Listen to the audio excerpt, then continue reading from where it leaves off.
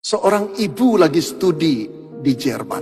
Ibu Indonesia punya anak 3 dengan suaminya, dia tinggal di Jerman. Dia berkata begini, pada kelas terakhir dia ngambil mata kuliah sosiologi. Dosennya memberi tugas smiling, tersenyumlah. Nah, saudara, apa tugasnya? Setiap mahasiswa diminta untuk memberikan senyum kepada orang yang belum dikenal, 3 orang berbeda. Kemudian amati reaksinya. Analisis reaksi orang itu setelah mendapat senyum kamu. Ibu itu berpikir ini tugas yang gampang. Karena ibu itu adalah orang yang ramah. Setelah kelas itu bubar, suami dan anaknya sudah menunggu dia. Lalu saudara, anaknya berkata, "Ma, kita makan ke McDonald dulu." Oke, di kampus ada McDonald, saudara. Lalu waktu ngantri, dia berkata, "Kamu sama anaknya itu, saudara, sudah kamu tunggu saja di meja itu. Aku yang ngantri." Jadi mama yang ngantri, ibu itu yang ngantri. Saudara-saudara, pada waktu dia ngantri, tiba-tiba di belakang terdengar suara gaduh. Jadi dia nengok ke belakang. Orang-orang di belakang tuh menyingkir, saudara. Belum dia tahu apa-apa, hidungnya itu tercium bau amis sekali. Bau yang menjijikkan. Begitu dia lihat ke belakang, ada 2 orang, katakanlah homeless. Ada 2 orang tunawisma. Baunya luar biasa. Semua orang menyingkir. Dia tertegun. Waktu dia lihat ke belakang, 1 orang pas di belakang dia agak pendek. 1 lagi normal. Tetapi orang yang tingginya normal itu matanya liar, tangannya geraknya liar. Dia tahu ini orang punya problem mental, deficiency mental. Lalu yang pendek itu rupanya penjaga orang yang punya deficiency mental ini. Dan ketika dia balik ke belakang, itu baunya menjijikkan sekali. Lalu waktu dia ngeliat, orang itu ngeliat, tiba-tiba dia teringat tugas dosennya. Dia senyum. Lalu bapak pendek itu berkata, "Good day, Mom." Selamat siang, Mom. Dengan harapan, kata dia, "Aku membaca sebuah harapan di matanya. Jangan usir kami ya." Lalu dia senyum. Kemudian penjaga McDonald berkata, "Ibu mau pesan apa?" 3 kali baru dia sadar. Akhirnya dia menyingkir dan berkata, "Bapak dulu dah. Silakan, kamu mau pesan apa?" Nah, bapak yang pendek itu, saudara, memesan secangkir kopi. Saudara-saudara, ibu itu melihat uang yang dibayarkan untuk kopi itu uang logaman.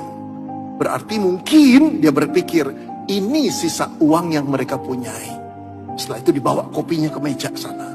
Mereka ada di meja paling pinggir supaya tidak ganggu orang dengan bau tubuh mereka. Saudara, ibu itu tiba-tiba dia katakan, hati saya dipenuhi belas kasihan. Tuhan berkata, tolong orang itu. Kemudian dia pesan, saya mau pesan 3. 1 paket besar, 2 paket personal. Ya. Kemudian setelah keluar, tolong paket besar ini untuk dia, suaminya dan anaknya antar ke meja suamiku. Yang 2 ini biar saya yang bawa. Lalu dia bawa kedua orang itu. 2 orang tunawisma itu, saudara. Oh, dia tepuk tangannya. Hei, ini buat kalian ya. Terima ya, makan ya. Tiba-tiba kaget bapak yang pendek itu. Dengan berkaca dan gugup berkata, terima kasih ibu, kamu memperhatikan kami. Bukan aku yang memperhatikan kamu, tapi Tuhan yang berkata-kata untuk menolong kalian. Makan ya. Saudara-saudara, ketika dia hampiri meja suaminya dari tadi ngeliatin apa yang dilakukan istrinya. Ketika dia duduk, suaminya berkata begini, sekarang aku tambah paham kenapa Tuhan memberikan engkau jadi istriku, supaya hatiku jadi lembut lihat kebaikanmu. Saudara-saudara, makan selesai. Tiba-tiba tamu yang lain setelah makan selesai, pada datang ke suami istri ini, menyalami. Ada yang berkata, terima kasih, hari ini engkau memberikan pelajaran kami bagaimana kami menjadi manusia. Ada seorang bapak berkata, lain kali bu, kalau aku mendapat kesempatan melakukan perbuatan baik, aku akan ingat kamu, supaya aku tidak menyia-nyiakan. Setelah beres semua, suami istri dan anaknya ini pulang.